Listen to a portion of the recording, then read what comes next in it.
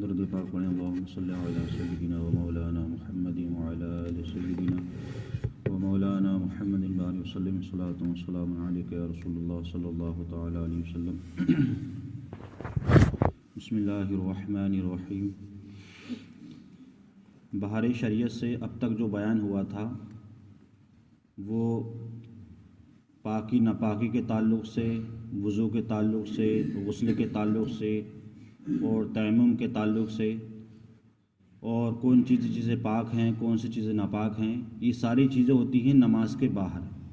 کیونکہ انسان نماز کے باہر جب پورا کپڑے، بدن، جگہ، وضو، غسل سب کر لیتا ہے، اس کے بعد آتی ہے نماز۔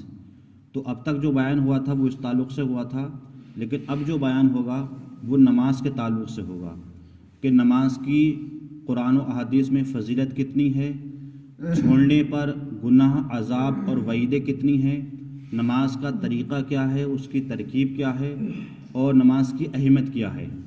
تو آپ دیکھیں قرآن مجید میں اللہ تعالیٰ نے ارشاد فرمایا ھدی للمتقین الذین یؤمنون بالغیب ویقیمون الصلاۃ ومما رزقناہم ینفقون۔ یہ آیت کریمہ بالکل قرآن مجید کے شروع میں ہے۔ قرآن مجید کے شروع بالکل سورہ فاتحہ ہے، الحمد شریف ہے، اور الحمد شریف کے بعد سب سے پہلی جو صورت ہے جو سورہ بقرہ کے نام سے ہے، تو اس میں سب سے پہلی آیت کریمہ ہے نماز کے تعلق سے، یعنی الف لام میم ذالک الکتاب لا ریب فیہ ھدی للمتقین الذین۔ یہ پوری آیت کریمہ سب سے پہلی جو ہے وہ نماز کے تعلق سے ہے۔ تو اس آیت کریمہ سب سے پہلے ہونا اس بات کی دلیل ہے کہ ایمان لانے کے بعد سب سے اہم اگر کوئی فریضہ ہے تو وہ نماز ہے۔ اس میں قرآن میں رب نے کیا ارشاد فرمایا، ھدی للمتقین، یہ کتاب پرہیزگاروں کے لیے ہدایت ہے۔ مطلب اس کتاب سے مراد قرآن مجید ہے۔ قرآن مجید جو ہے وہ پرہیزگاروں کے لیے ہدایت ہے۔ الذین یؤمنون، جو لوگ ایمان لے کر کے آئے، بالغیب، بغیر دیکھے، کیونکہ ہم لوگ جو ایمان لے کر کے آئے ہیں اللہ پر، ہم بغیر دیکھے لائے، ہم نے اللہ کو دیکھا نہیں ہے، نہ ہمارے باپ نے دیکھا ہے، نہ ہمارے دادا نے دیکھا ہے، نہ ہمارے اس سے پہلے جو پشتے انہوں نے دیکھا ہے۔ ہم سب جو ایمان لائے ہیں وہ اللہ کو بغیر دیکھے لائے ہیں۔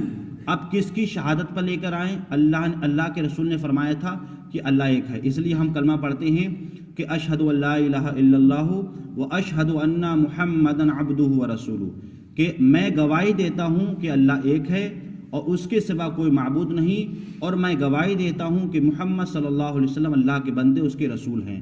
تو گویا کہ ہم لوگ جو ایمان لے کر کے آئے ہیں اللہ کی ذات پر، اس کو دیکھا نہیں، بغیر دیکھے ایمان لائے۔ وہی قرآن فرماتا ہے کہ وہ لوگ جو ایمان لائے اللہ پر غیب، مطلب بغیر دیکھے، وہ کیا کریں؟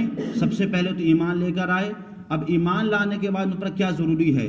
یقیمون الصلاۃ ومما رزقناہم ینفقون، ان پر ضروری یہ ہے کہ وہ نماز کو قائم کریں، مطلب نماز کو ادا کریں ان کے وقتوں پر۔ نماز کو پڑھنے کے بعد اب وہ کیا کریں؟ وَمِمَّا رَزَقْنَاهُمْ يُنْفِقُونَ، اور اللہ نے جو انہیں مال دیا ہے اس میں سے وہ خرچ کریں۔ اب اللہ نے جو مال دیا ہے، مثال کے طور پر جو لوگ صاحب نصاب ہیں وہ پوری سال میں ایک مرتبہ زکوٰۃ نکالیں، فطرہ نکالیں، اپنی فصل کا عشر نکالیں، یا اس کے علاوہ نفلی کریں، اور اللہ نے اور مال دیا ہے تو وہ پوری زندگی میں ایک بار کیا کریں؟ حج کریں۔ تو گویا کہ سب سے پہلے آیت کریمہ قرآن کے تعلق یہ ہے کہ وہ نماز کو قائم کریں، اس کے بعد زکوٰۃ دیں اگر وہ صاحب نصاب ہیں۔ تو گویا کہ اس آیت کریمہ میں نماز کی تاکید فرمائی گئی۔ اب دوسری آیت کریمہ ہے، رب ارشاد فرماتا ہے اقیموا الصلاۃ وآتوا الزکاۃ وارکعوا مع الراکعین، کہ اے ایمان والو نماز قائم کرو، زکوٰۃ ادا کرو۔ اب نماز تو سب پہ فرض ہے۔ نماز جو انسان بالغ ہو جاتا ہے، عموماً کتابوں سے یہ ملتا ہے کہ لڑکی کی جو بلوغیت کی عمر ہے وہ 12 سال سے ہے، اور لڑکی کی جو عمر کی بلوغیت ہے وہ 9 سال سے ہے۔ مطلب 9 سال کے بعد لڑکی پر نماز فرض ہو جاتی ہے۔ اگر وہ ایک وقت کی بھی نماز چھوڑے گی تو وہ گناہ گار ہوگی، اور اگر اس پر جہنم واجب ہو جائے گی۔ اسی طریقے سے اگر لڑکا 12 سال کا ہے اور نماز نہیں پڑھتا ہے تو وہ گناہ گار ہوگا۔ اس لیے کہ ہمیں چاہیے، اس لیے میرے آقا نے حدیث پاک میں فرمایا کہ جب تمہارے بچے 7 سال کے ہو جائیں تو انہیں نماز کا حکم دو۔ کیوں دو؟ تاکہ 3 سال کے جو 20 سال کی ہیں وہ اس میں ان کی عادت بن جائے گی۔ یہی ہوتا ہے کہ ہم بچوں کو بچپن کے اندر جب نماز کی تاکید نہیں کرتے ہیں، وہ جوان ہو جاتی ہیں، یہاں تک کہ بوڑھے ہو جاتے ہیں، صرف جمعہ پڑھتے ہیں، یہ حالات رہتے ہیں لوگوں کے۔ اس لیے ضروری ہے یہ ہے کہ ہم اپنے بچوں کو بچپن سے ہی نماز کی تاکید کریں، چھوٹے ہیں تو گھر پہ پڑھائیں، اور تقریباً 7، 8، 9 سال کے ہو گئے تو ہم کو ساتھ میں مسجد میں لے کر کے آئیں، تاکہ جب ان کی عادت بن جائے گی انشاءاللہ تو جوانی میں ہمیں ان سے کہنا نہیں پڑے گا، بلکہ یہ خود ہی نماز پڑھیں گے۔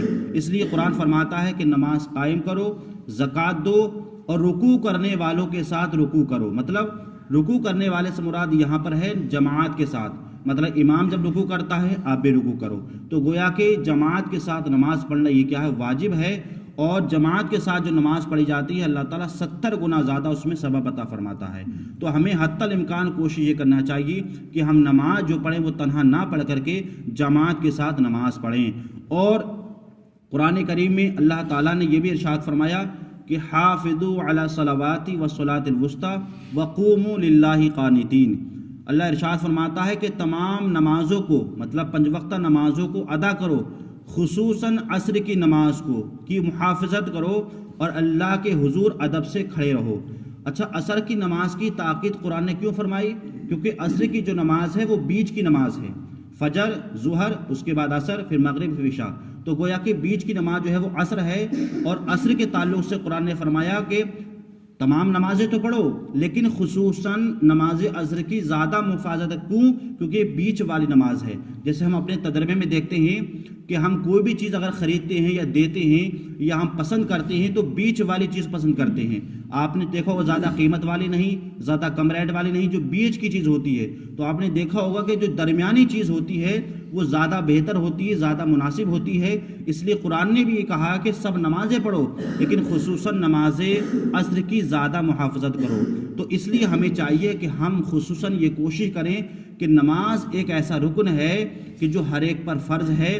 ہم اپنے بچوں کی، خصوصاً جو کام کرنے والے ہیں، میں مانتا ہوں کہ وہ کام میں لگے رہتے ہیں، لیکن اپنی وہ عادت بنائیں کہ فجر کی نماز پڑھیں، عشاء کی نماز پڑھیں۔ یہ کام والے بھی نماز پڑھ سکتے ہیں انشاءاللہ۔ جب یہ 2 ٹائم کی نماز پڑھیں گے تو ایک دن وہ بھی آئے گا یہ کہ 5 وقتہ نماز پڑھیں گے۔ تو ہمیں بہانہ نہ کرا کر کے، ہمیں کرسی پر نہ بیٹھ کر کے، ادھر ادھر نہ باتیں کر کے، ہمیں چاہیے کہ جیسے ہی نماز کا وقت ہو ہم نماز کی طرف رجوع کریں، اور اللہ کا جو سب سے بڑا رکن نماز ہے ہم اس کو ادا کریں۔ اللہ تعالی ہمیں اور آپ کو صحیح طریقے سے نماز بندگانہ پڑھنے کی توفیق عطا فرمائے۔